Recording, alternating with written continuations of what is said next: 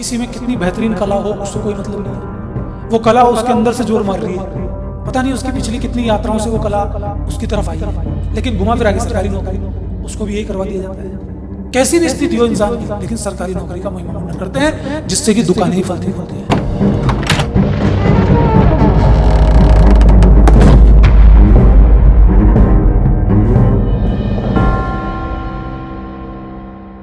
देखा आपने, कितनी सच्ची बात है। 10 तरह के बच्चे होते हैं, उनका अलग अलग इंटरेस्ट होता है, अलग अलग काबिलियत होती है, और उनका एक माइंडसेट किया जाता है सरकारी नौकरी का। ठीक है, सरकारी नौकरी का अपना एक अंदाज है, लेकिन हर बच्चा सरकारी नौकरी करे, ये जो आपने बताया वो वाकई एक सामाजिक विकृति है। और इसमें भी मैंने देखा है अनमोल, इंजीनियर, डॉक्टर, आईएएस इनके पीछे ज़्यादा रहते हैं कि जब भी देखो तब नीट एग्ज़ाम वगैरह इनमें लगे रहते हैं। इनकी जो एंट्रेंस एग्ज़ाम है उसकी जो दीवानगी है, जो आपने बताया माइंडसेट वाला, जो पेरेंट्स के थ्रू एक प्रेशर रहता है, उसके बारे में बताइए, उसका क्या प्रभाव है? देखिए, सच्चे आदमी को तो कोई प्रचार प्रसार की आवश्यकता है नहीं, फिर भी प्रचार प्रसार का महत्व बहुत अधिक है। और जिस चीज़ का हम देश में या समाज में प्रचार प्रसार करेंगे वो चीज़ बड़ी हो जाएगी, सीधी सी बात है। जब हमारे दिमाग में ये फिट है कि सरकारी नौकरी सब कुछ है, तो इससे रिलेटेड दुकानें भी खुल गई, और उन दुकानों का नाम है कोचिंग इंस्टीट्यूशंस। वो ऐड देते हैं, वो खुश होकर बताते हैं, जब कोई बच्चा सेलेक्ट होता है तो डांस करते हैं, चिल्लाते हैं, धूम मचाते हैं, डीजे चलाते हैं, लाखों रुपए खर्च करते हैं, उस बच्चे को भी देते हैं कि साहब हमारे इंस्टीट्यूट से पढ़ाइए। तो हर जगह ऐसा माहौल बनाया जाता है कि साहब दूल्हा सज गया, कोई बहुत बड़ा काम हो गया, इसी के ऊपर ही जोड़ दो। तो हर व्यक्ति के दिमाग में क्या आ रहा है, यही सबसे बड़ी चीज़ है।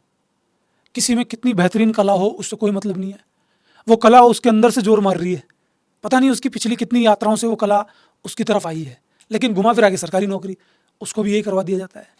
कैसी भी स्थिति हो इंसान की, लेकिन सरकारी नौकरी का महिमा मंडन करते हैं, जिससे कि दुकानें ही फलती फूलती हैं। तो हजार तरह के काम है, कोई काम छोटा बड़ा नहीं है, जान करके इस काम को बड़ा बना दिया गया है। और मैं देखता हूँ कि पेरेंट्स की बुद्धि कहाँ चली गई है कि उनको अपने बच्चे से प्यार है कि नहीं है। जब उनको अपने बच्चे से प्यार ही नहीं है तो वो इसी चीज़ में लगाएंगे। मैं ऐसे ऐसे लोगों को देखता हूँ, ऐसे ऐसे बच्चों को देखता हूँ जो कुड़ कुड़ के मर गए, जिनकी हालत ख़राब हो गई, जिनसे हो रहा नहीं है।